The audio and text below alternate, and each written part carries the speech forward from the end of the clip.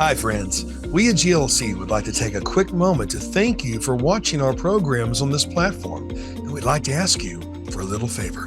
Would you please go beneath this video and click the subscribe button? Did you know that by simply subscribing to the GLC YouTube channel, you can help us financially support the programs on this platform? You'll need to be signed into YouTube beforehand. But if not, simply click the subscribe button and YouTube will automatically walk you through the steps to sign in or to create an account. By taking these simple steps, you will not only ensure that you continue to receive our unique programming and gain instant access to the hundreds of videos we post, but more importantly, you'll also be telling YouTube that GLC's content is worth watching and promoting. Likewise, if you enjoyed a specific program, please click the thumbs up button below, which also helps inform YouTube that this is a program worth recommending. Finally, once you have logged in and subscribed, please click the notification bell below in order to receive announcements when we post new content.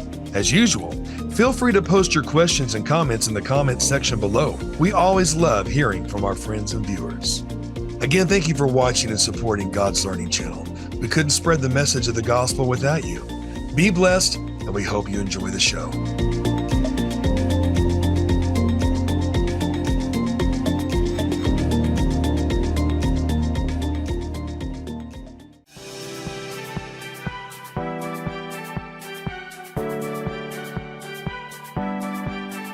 Hello, welcome to God's Learning Channel. Thank you for joining us for another episode of Light of the Southwest. I'm your host, Summer Persifield. I am one of the newest members to the hosting team for Light of the Southwest here at GLC, and I'm honored to be a part of what's happening here.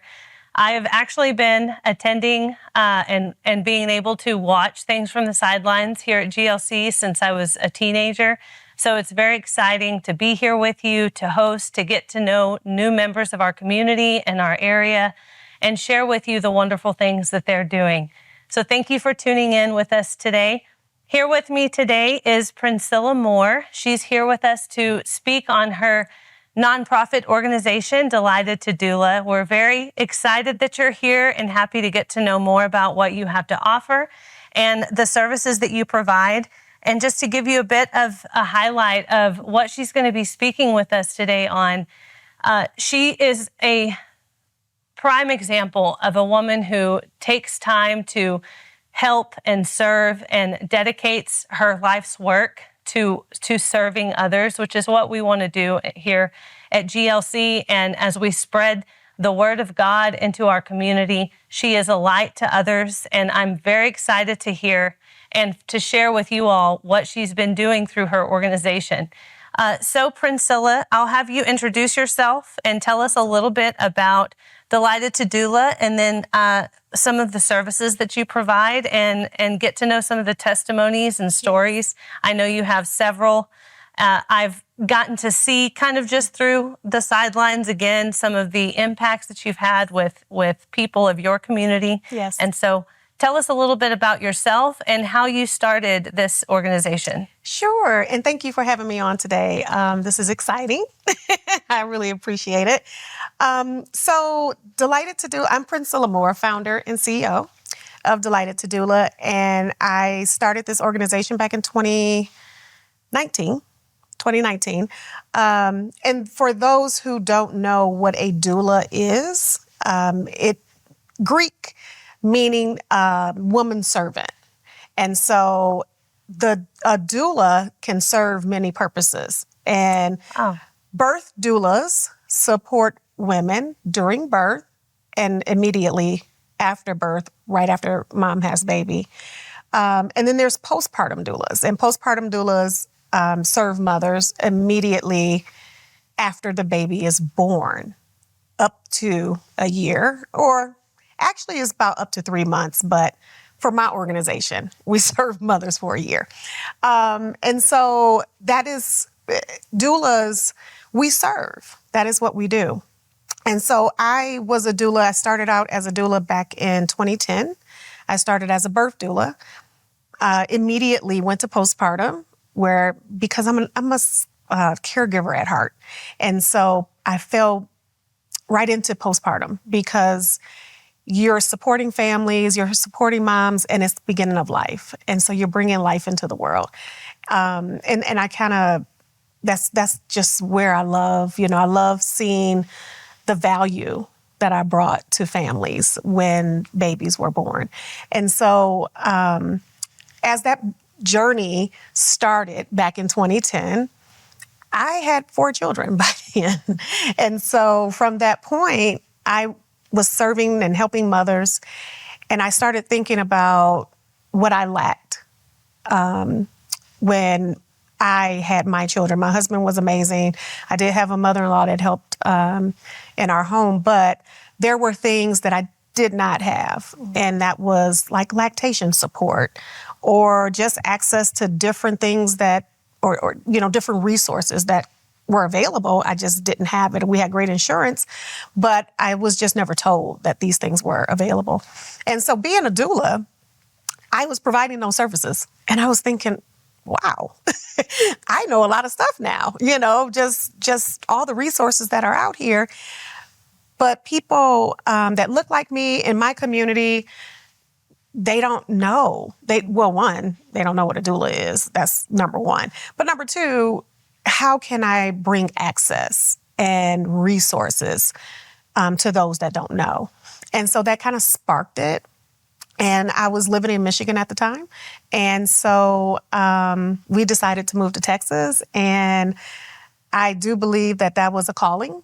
It was not on the radar for any reason. We just literally opened up a map and said, hey, where do you want to move to? Wow.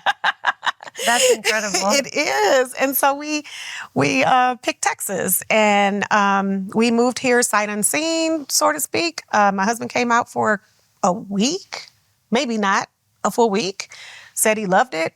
We found a house online and moved in it. And we moved here. And so I opened Delighted to Doula. And that is that, I could not do it. Like, I felt God telling me, this is what you have to do. He spoke to me in that way. I had a girlfriend back in Michigan. She died 3 days after birth. And I didn't know maternal mortality was a thing. But I felt it in my heart to, this is what I had to do. And so I talked to my husband about, hey, I want to serve the community. I think the only way to do that is through a nonprofit. I don't know anything about a nonprofit. And so we kind of researched it and started it. And so our mission at Delighted to Doula is to eliminate maternal mortality. Mothers that are dying either immediately after birth. It could be for many reasons, but a lot of times it's just because we're not heard. We're ignored in the birth space. We're complaining or saying something is wrong and nothing's being done, kind of being dismissed. And so it gets really bad when here we are in 2025, going into 2026, and it's still happening. So my goal was to, hey, let's get into the community, educate our community on advocacy and how to use your voice to fight for yourself and be heard. But also, you can have someone by your side to help you advocate. And so that is what we set out to do. That's amazing. And I believe when I first met you, I think it was the early stages of your organization, and I remember you talking about it. And I remember the very first time I met you, when you mentioned being a doula, I asked you, what is a doula? And I was pregnant. And I did not know that existed. That's right. And it's funny, I lived near you in the Dallas area, and now I'm back here in West Texas. Wow.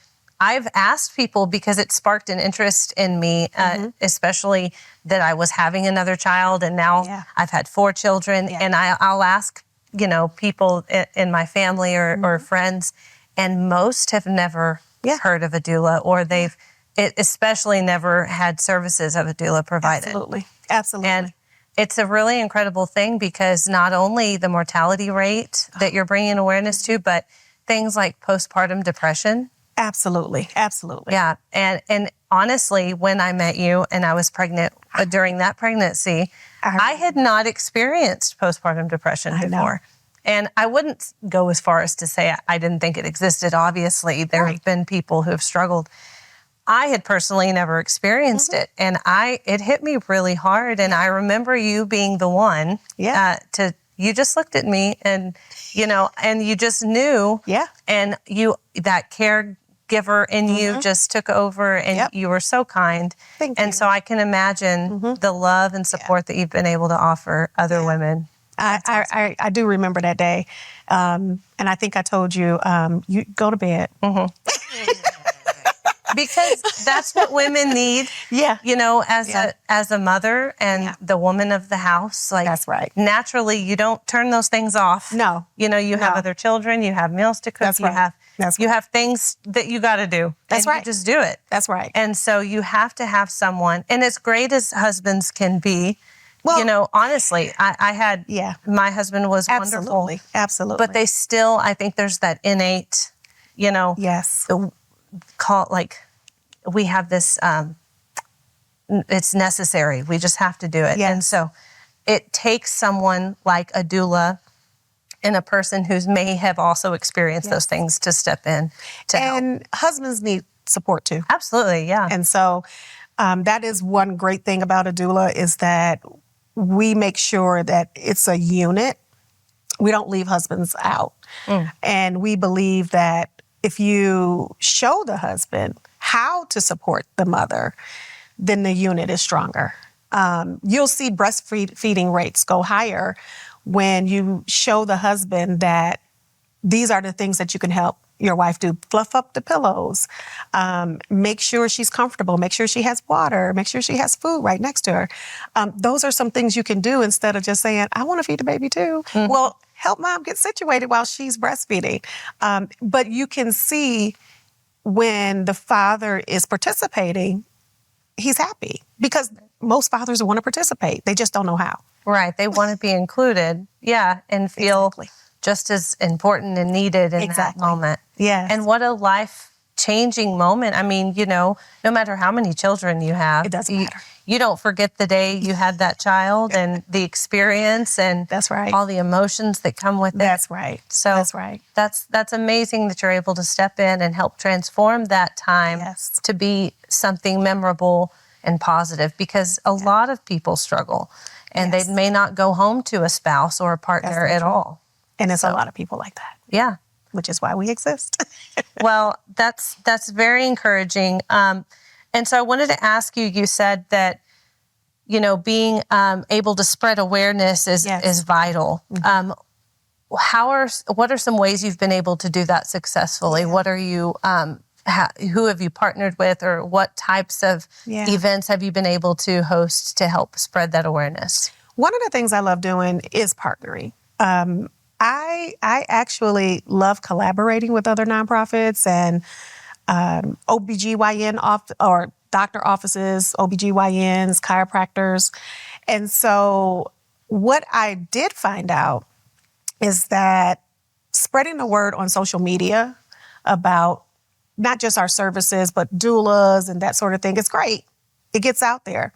But when you talk about community, our moms are not looking for doulas. They are not looking for nonprofits, so we have to find them. Where are they? Are they at the WIC office, public health centers, or community centers, or your local YMCA? So making sure you're in the community and partnering wherever mothers go. You have to go there, and you have to leave your literature. You have to ask, can you speak there? Can you hold a class for mothers? We opened a postpartum wellness center in Dallas, and it's at 5600 Ross in Dallas, and it's an amazing facility. And so now mothers can come to our facility. They are able to have chiropractic care there, massage therapy, and it's a wellness center. So one of the things that I believe in is that self-care. And mothers, we don't take care of ourselves, like you just said. And self-care is super important. So we thrive on, let's make sure when mothers come in here, they relax, their shoulders are relaxed. They feel like they're in a place that feels like home. They're loved, they're supported, they're hugged on, they're loved on. We feed them. So one of the best things about our wellness center, not that we just have chiropractic care and massage therapy, but we have 2 bedrooms. And those bedrooms can be utilized during office hours. Mothers can come and reserve them however many hours they want during office hours. They can go in there, rest and sleep. We watch the baby while they're resting. We wake them like before it's time to go, or when they say that they need to leave, we wake them a little bit before. We feed them. So we have a partnership with the North Texas Food Bank, and we get meals, and we can find out what it is that they want, feed them, make sure they're nourished. And then we do like a one-on-one visit, and we call it our Hey Girl visit. And so we sit there and just kind of talk to them, see if they need any other resources, whether it be, maybe they're having some other food insecurities, or maybe they need a little rental assistance or anything, We can make sure we provide them those resources, and then also give them anything that we may have, whether it be a pack of diapers or some body wash, socks. We have a lot of things for moms at our location. We don't have a lot of things for babies, but we have a lot of things for moms, because moms are always the ones that get left out. And so we make sure we're taking care of mom. We have blankets, all the things that they never thought we would have, we have it. And so we're able to provide them that before they leave. And we also have classes there. So they can come. We do yoga. They do sound bath classes we have there. We do painting, a lot of arts and crafts. We have a partnership with Nexus Recovery Center, which is mothers that are, in addiction, recovering from some type of addiction. So every Friday, we invite that group over, and about 12 moms come every Friday. And we do a self-care something, and our goal is that they're laughing. We make sure that they're laughing and smiling and enjoying something different, so that when they go back, because they're living in dorms, there. And so when they go back, it doesn't feel like they've been in a recovery class. Right. Yet, when you're smiling, the Bible says that, a merry heart doeth good like a medicine. And that is what we try to do. I want to make sure that they have that merry heart when they come in our space and when they go back. It's like they'll never forget Delighted to Doula. Wow. That I love, and you said it exactly right, that often the mothers are left out. And you're so right. And obviously we need and want the best care for our babies and our children. Yeah. But in order for them to receive the best care, their caretaker has to be also taking care. That's right. Yeah. That's right. Wow. We make sure, and you're so right about that. If the mother is okay, that's why we always think about in the community, take care of the mom. If she's okay, she's going to take care of the baby. Baby's going to be fine. Yeah, you're right. And that comes with the physical, health or mental health, or the necessities and the financial support. Absolutely. Yes. A pack of diapers can go a long way, because if you can give a mom a pack of diapers, if you can give her some body wash, if you can give her some washing powder, if you can make sure that she has resources to free food, that is saving her money. She can pay her rent, or, she can pay a bill, or, keep the lights on, anything that we can do. If any of our viewers are interested in giving and donating to your organization, can they, and how would they go about doing that? Absolutely. We make it super simple. If you just go to delightedtodoula.org, a little pop-up comes up that asks you to donate, and we ask that you donate. We do have a campaign going on now. If you donate $25 a month, it goes towards we call the bedrooms our resting lounge. It's a repost room, so it's our resting lounge. And we are campaigning on rest, more rest for moms. And for $25 a month, we can have mothers resting in those rooms. And so that is something that we are encouraging our donors or individuals that want to donate to give $25 a month towards rest for our moms. We're looking to build a postpartum home where, so you remember how, I came to you, and which is that is what our service is. We go to the mothers' homes and service them in their homes. And we do that for up to 6 weeks. Oh, wow. And after the 6 weeks, now they're able, to come, because that's when mothers need to come out of the house. They're able to come to our wellness center and continue services just like we had there in their home. And so what I want now is a home where mothers can book like 5 days, 10 days immediately out of the hospital, come into a home where they're cared for by doulas for days at a time so that they can really recover. And so that's like the next phase that I'm going into. And so that's what that campaign really supports, is more rest for moms. And so that is one way we are looking for donations. And then, of course, just donating. We take all donations. It's hard today. Nonprofits have it a little hard, but I thank God because He keeps us going. And at the end of the day, it's His organization. I'm just a servant, and I'm just walking what He's given me. And He'll keep the doors open. I just have to make sure I'm continuing to let people know that we exist, that we're out here. I'm not bigger than my organization. I'm just part of a team. And so I'm still in the community. I'm still at the table at volunteering on the weekends. I love it. Well, it suits you well. You, like I mentioned, you naturally have that, just very comforting presence. And so I can imagine how safe and comfortable the mothers feel coming in, which is awesome. Yeah. And so do you have a specific testimony or success story from maybe one of the mothers who have come in? And could you share a little bit about the progress that they made or perhaps some of the struggles that they faced? Yes. I will share a story of actually an employee of mine. Okay. She was not an employee. She was a mom. She came in our doors. Her baby was at the time, I think about maybe right at 2 months, very young. And she came in our doors just crying. And we nurtured her and talked to her, showed her the bedroom, but she didn't want to lay down. She just really wanted to talk, and we allowed that. Had a long conversation with her, I think about 6 hours. Wow. She was there a very long time that first day.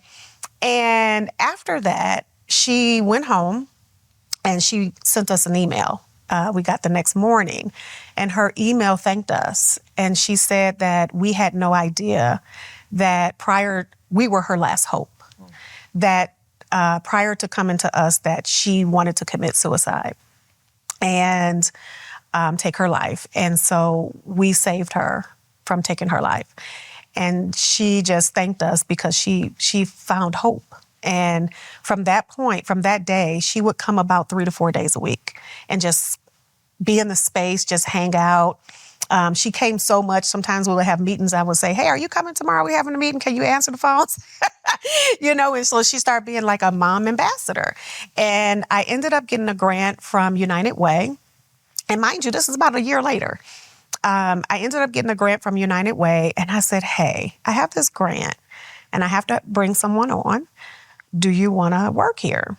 And the thing about her story is that she was being abused by her husband. And not only was she being abused, but her children were being abused. And so we were her escape. We were her way out. And I offered her the job, and she left her husband. Wow. She just came in and said, I left him. Now, that wasn't easy. She struggled. Because she left him, he left the home that was already going into, rent was very behind. We couldn't get rental assistance to pay the rear. She had to leave. She went to court and they told her she had to leave. I was able to get her a hotel for a few days, but after that she was living in her car. So it was hard for me because she's coming to work and I know what's happening with her and we're just trying to find her a place to go. And it was really, really hard. But she ended up going to her grandmother's house. Her grandmother took her and the children in. And from that point, she stayed there, kept working with us and still do to this day. She's amazing. She gives right back the same way, she received from us. And just recently this year, she bought a brand new car, Wow. 2025, a Chrysler Jeep. And then she also went into, there's another organization that we partner with where they accept mothers and their children and they help them, they give them a place to stay, it's an apartment. And they give them this apartment. They have 9 months to a year to live there. But while you're living there, you're in a program and they take some of your, the earnings that she get and put it to the side. And so by the end of the year, she should have about $10,000 or something like that. Oh. And she takes the furniture and everything and go get an apartment, her own personal apartment. So she's in that program. So just to see her from day one to where she is today is amazing. It's amazing. And she's happy, always smiling, got a divorce. And she never thought she would be able to do that. So it's just, she is like our walking testimony. Every day we see her. Right. Yes, amazing. Because you saw her not only physically overcome those things, but it sounds like you and your team were able to give her the confidence that she needed. And overall, I'm sure that's how you impact all of the mothers. All of them. Even with something as major and life-changing as her decisions, but also as something as simple as breastfeeding. Or I can imagine, and I may be speaking out of, I have a newborn right now. I know how incredibly hard it is to, and when you lack the resources, the support, or the education for these things, you want to give up. Yeah. And then I can see the spiral, those small things. Yes. If you're not able or feel confident in your ability to breastfeed your baby, well, then another financial burden comes in with that. And Absolutely. It just kind of has a domino effect. Absolutely. But what a powerful story for someone to have her as, the light for other mothers Absolutely. Coming in. They can see, well, I can do this. That's right. Yeah. Yeah, she has a huge story. That's amazing. And so going back to, you were mentioning some of you saw the need. I think that was a huge challenge, and you saw the lack of awareness in the community. Yes. What are some other challenges that you feel now that you have an up and running organization where you're bringing these women in and you're getting them plugged in and connected to needed resources? Yeah. Is there another challenge or something specific that has kind of tends to hinder or hold back those mothers, and anything in particular? One of them is mental health. When we're visiting our moms, we have at week 4, we have them fill out a it's not a survey, but a form or Edinburgh form that shows if the questions that are asked will show if mom is having some type of mental health challenge. It'll red flag it. Mm-hmm. And that's a touchy subject because you don't want a mother to say, oh, no, you think I'm crazy. I've trusted you guys. It's a thin line, very thin line. But when mom is pregnant, we do let her know that, this is a form that's coming. So they're not blindsided. Right. And so when we get those questions, when we get that questionnaire back and any red flags, now we're talking and saying, this is a red flag, tell me more about how you're feeling, on this part. And so then we'll talk about therapy. Would you like to visit with a therapist? Because we are connected with a lot of therapists. They first say yeah, but they never, ever go. They never go. That is a huge challenge. And so just recently, I came across a therapist, an organization that they are willing to come to us. So mom can now come where they're safe with us, and the therapist can come to the office and meet her at our office. Wow. And they can have the conversation with us in the room or without us in the room. It doesn't matter. But that was the key, is we want her to be safe. Mm-hmm. And she feels safe with us already. So when we have those hard conversations, we're not just leaving it in her hands, which we had to do before because we didn't have anybody. They had to take the step. But we already know they're not going to do it. And so we can only go so far. And we know that this mother needs the support. So now that we have this, we did have a mom recently that took those services, and the therapist came and met her in our office, and we watched the children while they sat and had their conversation, and it was great. And she's still speaking with the same therapist, but it's the initial contact. That is what I always wanted. So now we're getting to that point. So that was one of the barriers that we were able to cross. Another barrier for us is CPS. A lot of moms think that you're going to, depending on what's going on in their home, because we are mandated reporters. And so, but that is never my first go-to, ever. We want, since they already trust us, mm-hmm. and, we want to talk it out.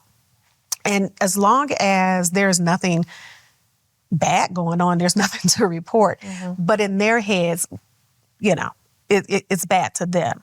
And we don't know if we want you in our home because we don't want CPS to come in our home, or they've had that happen to them before. So that's a huge barrier too, is just they can come into our office, they want our services, but they're just like, I don't know if I want you in our home. And we're just like, it's fine. You can just come here. You can come here. We'll take care of you here. And then after they get used to us, they're like, okay, you can come. Right. Because they feel like you're not going to say anything, Yeah. But it's nothing to tell. Right. Yeah. But we don't know, you're protective of your space. Sure. And maybe, if they've struggled and they're needing the support Yes. now, they may have needed it for some time. Absolutely. And so I can imagine that some women feel very, and I think this is natural as a mother. You feel a little, we're always harder on ourselves, but a little bit more apprehensive, because if something is potentially going to impact my children in my home, that's always scary. And if they've had any negative experiences with that in the past, they're going to be skeptical and difficult to trust. That's right. That's right. So we just want to make sure they're good. I loved that you said you're bringing the resources in, because your goal is to get these women connected. That's right. With the resources. But like you said, they may not take that step on their own outside. So, wow, that's powerful. And that's really amazing. Thank you. Congratulations. I know how hard you've worked. And oh my God. I actually don't know how hard you've worked, but I can imagine how hard you've worked. I really can't imagine all it takes to go into something like this and to grow it. Yeah. And as quickly as you have, so it really has taken off. It's true. I'm actually surprised at that. Well, it goes to show, you said God was providing the open doors, and this is right. This is what, your role is in serving, and you are meeting the need. And it also shows what high need there was for this in the community that you're serving. Absolutely. And I went into something that I knew that this was going to be a challenge because, one, there's no data. And the thing about a nonprofit is that they want data, right? They need numbers on everything. Like, what are you measuring? Mm-hmm. Why would somebody give you money? And so going into this, I was just thinking, I don't know about any of that. But and there was no one doing it. One, there's no data about how postpartum doulas how valuable we are to mothers. Like there are no numbers. There's nothing, no data that supports that theory. Right. I'm actually creating it. I'm creating that data. Yeah. But there is on the birth side. But I'm not on the birth side. I'm on the postpartum side. Mm-hmm. And so that was a challenge for me because people would always just go straight to birth doulas. And there's data there that supports that when you have a birth doula in the birth space, that the outcomes are different. They're very positive. But there's nothing that says when you have a postpartum doula in your home after your baby is born that there's positive outcomes on mental health and that sort of thing. But we know it exists. We know it's happening, but there's no data. So I knew it was a challenge going in. But there's one thing I heard a long, long, long time ago, and I don't know. I didn't have a business. I wasn't even thinking about a business at the time. I mean, it was way back when. But on the news one day, I heard a man say, when you make God your partner, think big.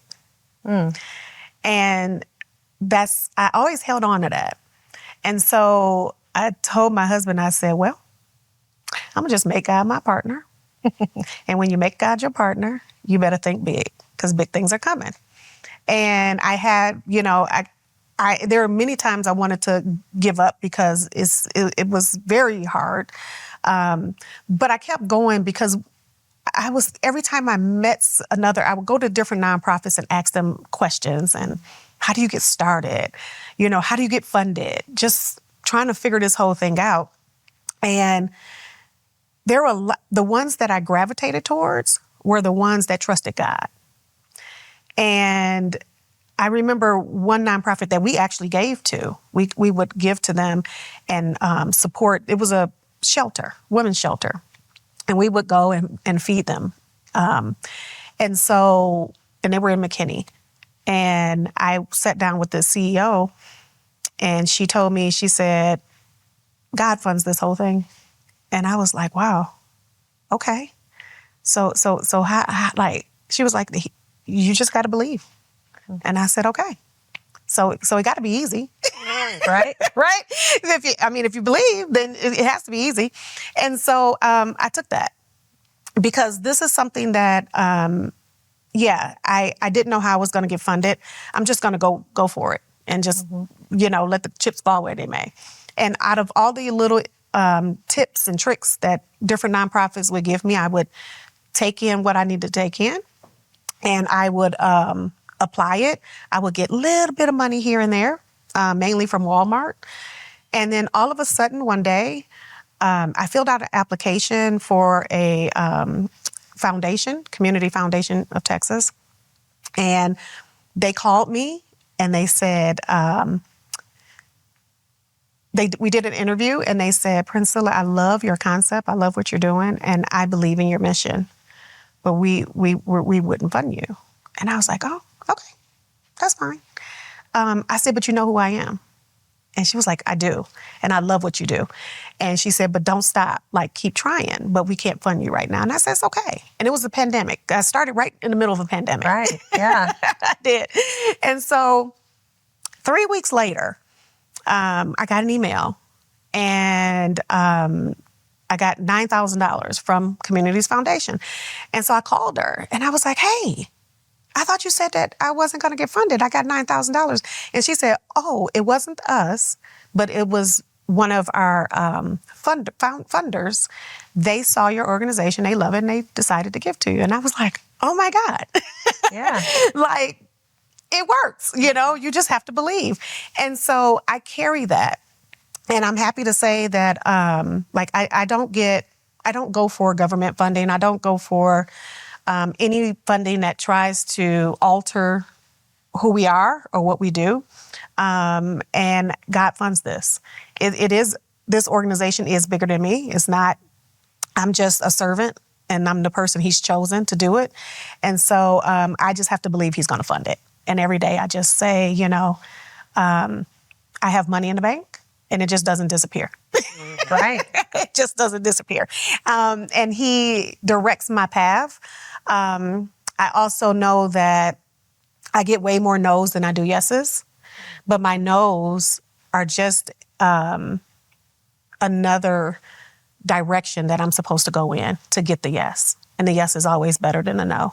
Right. And so, I've just learned to just, continue on that path of faith and hope and believing that this organization will grow and be here and long before, long after I'm gone. Wow. And what an amazing testimony to have, as you've learned this process and being told the no's. I mean, that's how God works, and he wants us to show that we will stick it out, continue to have faith, even when it seems like it's not going how we thought it would. Or, I've learned that in my own personal journeys and struggles with life, but it seems that that's always the case. It is, You have a plan and a vision, but God's is always better. His plan is always better. That's the plan you want, because if he's not in that plan, it's going to fail anyway. That's right. Yeah. So I just go with what it is. The wellness center that we have, when I first, how I got in that building, one of my employees now, she's my employee now. At the time, she was taking a training from me. And I don't know why we were just having a conversation, and I was telling her about my idea and what I wanted. And at the time, I was in a very small office. I may have been there at this time 10 months or so, right at 10 months, year lease I was in. Maybe 9 months, but it's a year lease. And she's telling me about this building. She was like, oh, what you're describing, I know a building that's for lease, And so I looked it up, and I was like, oh, I'll go, I'm going to call and go visit. And so I did. And the realtor was very nasty, very, very nasty. And so the owner walked me through, and immediately I said, this is beautiful, but I can't afford this. Like, I'm not even going to worry about it. And so I told her, I was like, I love it, but I can't. Like, you don't even have to tell me what it is. I can't afford it. And so she was like, it's okay. I said, but the good thing is you're a nonprofit. I need your service. I need to know you. I'm happy that I came. And this is something that I want. And so one day, if it's still available, when I'm ready, I'll come get it. It's no worries. And we left it at that. She called me and she said, hey, can you afford this? And I said, no, I can't. She called me about another week later. Can you afford this? No, I can't. Wow. I can't. Then her realtor called and he said, yeah, so you can't afford $4,000 a month, right? I said, no, I can't. Okay, I thought so. Okay. So then she called me again. Did my realtor call you? I said, yeah. Well, what did he say? I said, he said, you can't afford $4,000. She said, that's not what I told him to tell you. Oh, my goodness. And I said, oh. And she said, I told him to tell you this. I said, well, I can afford that. And I moved in. Wow. It was dirt cheap. And I was on the first floor. And it's 3 floors. It's a home with three floors in it. And I got on the first floor, and a year later, someone was on the 3rd floor. And they left last year, January. And then they came to me and said, do you want the 3rd floor? And I said, I can't afford that. She said, no, yes, you can. You can be there until you can. So now I have the whole house. And now I'm paying for it, though. Still not the price that she said, but it's just how God wanted me there. Yeah. I went there it was just how it all happened. I knew I was supposed to be there, and he put me there. Mm-hmm. And so since he put me there, I knew he was going to help me afford it. And I just didn't worry about it. I almost, even going to the third floor, I was hesitant. I was like, I don't know if I should move my stuff up there because I don't want to give false hope. And then I said, okay, God, you're right. Take your butt up there. Yeah. Go on up there and decorate and do what you have to do. And so now we have the 3 stores, stories, and it's a beautiful location. And we have amazing donors and funders, very private foundations that come through all the time and tour, and they fund us, And I think about the women's shelter, how she said God funds it, and He does. He literally does. I love hearing, and I've heard this testimony from other people running organizations, similar with they just trust God and go through the motions. But I love when God uses other people and how, that conversation with the owner of that house and God's speaking to her and God's leading you and God just makes it work for His purpose and His purpose, His vision. Yes. And we're just little, peons. We just, as long as we don't get in the way, that's it. It's going to work out. That's it. And that is what we have to remember is, don't, I always, like, people will say to me, Prinscilla, do you sit back and think and see and just sit back and just look at all that you've built and all that you've done? And I'm like, and I listen to what they're saying and I say, no. But I don't want to tell them that I haven't done anything because I'm not that smart. I'm not that smart. Moses wasn't either. Nope. He had help. Yeah. God had to do all of that. He did it. He prepared the way. And so I'm like, no, I didn't. I'm just the person that I'm serving the people and I'm doing what he tell me to do, but I haven't done anything. He's done it all and I can't take credit for not 1 ounce of it, and I won't. And so, but it is amazing work. It's work that I love. I love doing what I do. And I can't see doing anything else. This is amazing work. Wow. To hear how humble you are and how, generous and caring in the heart that you have for this, I know is necessary in this field. And you're just going to continue to do more and bigger and better and greater things. Yeah. And I was curious, you mentioned that you may serve all women from all backgrounds, walks of life, different situations and circumstances and battles. Do you find that women are often not open to doula services due to their own pride or their own, I should know how to do this or I should be better equipped, so therefore, do you find that a lot? A whole lot. I can imagine, because I was sitting thinking of I would be that person. Yes. And what happens is a lot of times they are the ones that fall the hardest. Well, one is because you just don't know, right? Birth is one of those kind of things that's unknown. Right. You don't know how you're going to feel afterwards. You don't even know how you're going to feel during pregnancy. And each one is different. Yeah, and that's what's incredible. Is it doesn't matter how many children you birth. No, it could be baby number 10 and you just fall apart. Yes. It just doesn't matter. And so it's so unknown. And when you go in, when you talk to someone about your services or tell them, hey, and I say this a lot, do you have a doula?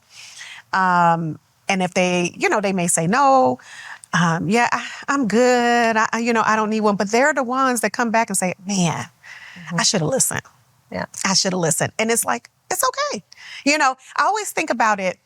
This is what I tell parents. I say, look, when you are about to get married, you go hire a wedding planner, or you're going to have a big event. You go hire an event planner. You plan. You plan. But pregnancy is huge. I mean, all of us are seconds away from life or death at that moment. Like, it's a lot going on to have bring a baby into the world. Yet we don't plan for it. Nobody plans for it. Yep. But it's super important that you should plan for it. You'll spend thousands of dollars for event planners and wedding planners, but you will not plan for a pregnancy. Right. A part of you, something that's happening in your life. And now doula services, you can find them very low cost. You have, to high cost. It does, all in between. And all I say is just prepare. Like, don't just go to classes and get educated. That's fine that you do that. But you need someone to be by your side, because the nurse is in and out and the doctor is there at the end. So who's by your side, walking you through every contraction, keeping you focused, making sure that you're drinking water and staying hydrated, making sure the husband is not flipping out and passed out on the floor and throw it up somewhere. Who's going to take care of him? Making sure that somebody is taking care of your other children or your pets. Like, we have solutions for all of that. And that's just preparing. That's just part of being prepared. Making sure that the doctors hear you when you say, I don't want this and that. Because there you go. When you are 8-9 centimeters, you all of the stuff you didn't want is out the window. And when a doctor comes in and say, you need these things, you need somebody there to say, wait, she said she didn't want that. And I know she's over here howling and screaming, but she didn't want that. Let's talk about this. You need somebody there, and you need somebody there on the postpartum side. So when you come home, you can get help breastfeeding. We can give you resources. This is just planning. It's just making sure that you recover well, and you're being well taken care of, and you're and well supported. And so that is all it is. You're just planning it out. You're planning your pregnancy out, and that's worth something. Yeah. And especially when you mentioned the, being your own advocate. If they, a lot of women don't know, or if they have a doula even for one pregnancy, well, now look at all the tools in their tool belt to further not only maybe their future pregnancies, but their children and their family members, and then they become that servant themselves. So what a connected, I can see how it really connects people and brings them in, and why they feel so comfortable in your care, and as they get to know the staff. So in your staff, what is a team of people look like in your house, of the services that you offer in the different locations? I think you mentioned you have a house in Houston. I do. As well. So what does that look like for your team? Here, well, not here, but in the Dallas area, we have 10 staff members. And we're small but mighty. We're small but mighty. In Houston, we have 4. And we opened our Houston office in March of this year. And so we have 4, and they're busy. Every time I hire somebody, I can't keep them at the office. And so they're just out and they're busy, which is great. Good problem to have. But so total, we're like a team of 14. Mostly almost everybody are doulas, aside from my grant writer, myself. And then I'm bringing on an operations person. I did have an operations person that passed away last year, and that shocked us. And she was with me from the beginning, so that was a struggle to even just to get over and all of that. And I never had that experience. An employee. That kind of relationship that we had. And then she just, just died. And so I didn't know how to grieve that. Right. Because you still had to serve people the next day. Yeah, you still have everything to run. And I didn't know how to do that. And so she passed away in May of last year, and I didn't get a chance to really sit in that until Christmas time when I took off. Wow. Because consistent. Like you can't stop. Mm-hmm. It just doesn't happen like that. And so, but now this year, next January 1, I have someone coming on, and to start. And so she'll be the next number 15. Wow. And so 15. you're growing employees. People are interested Yes. in getting into this line of work and Yes. serving. Yes. How can someone, if we have viewers who are interested in learning more about becoming a doula or learning how to educate themselves on what this lifestyle would have to offer, how could they do that? So here's the good news, something I did not mention. There is an organization, there are two main doula certifying organizations. One is DONA and one is Kappa. Now, there are others, and Kappa is CAPPA. I am actually the president of Kappa, oh, wow. which is a doula training organization. We have just recently partnered with Texas Women University, and we put on a doula training there, and we're going to do 3 cohorts next year two at Texas Women University and one at UTA Arlington, yeah. So we just did our first cohort and ended in November. And those students are certified as postpartum doulas, labor doulas, lactation educators, childbirth educator, and infant and family educators. And so I am a doula trainer, although I will not be training next year. I'm hanging that hat up. I did my last training a couple months ago. And so, but at Kappa, we have about 30 trainers. And yes, you can go to kappa.net. So it's CAPPA.net, or Still Delighted to Doula/training. Okay. And you can contact us at the office and find out more about how to become a doula. We need doulas everywhere. Mm-hmm. And we also need them, like Odessa is a smaller town, and you probably won't be able to find many doulas here. No, I would say not. But guess what? I guarantee you they're needed. Oh, yes. Oh, yes. Absolutely. I know just in my immediate family and in my own life experiences what a huge impact that could make. Yeah, absolutely. And to have some doulas be a part of the church. There are women there that, they struggle in silence. Oh, yes. And so to have a group of doulas, or people take doula trainings and become doulas so that they can serve this community, would be amazing. Yes, mm-hmm. it would. And it would definitely, I would say it's definitely needed and would have a positive impact. Absolutely. Remind us one more time where our viewers can go to view your information and to give to your organization one more time. Yes, so it's www.delightedtodoula.org. And the donation button will pop right up, and you can just hit donate. We would love $25 a month, but anything that you donate is wonderful. And then also you can come to delightedtodoula.org/training if you want to partake in a training. Awesome. Just call us and look us up.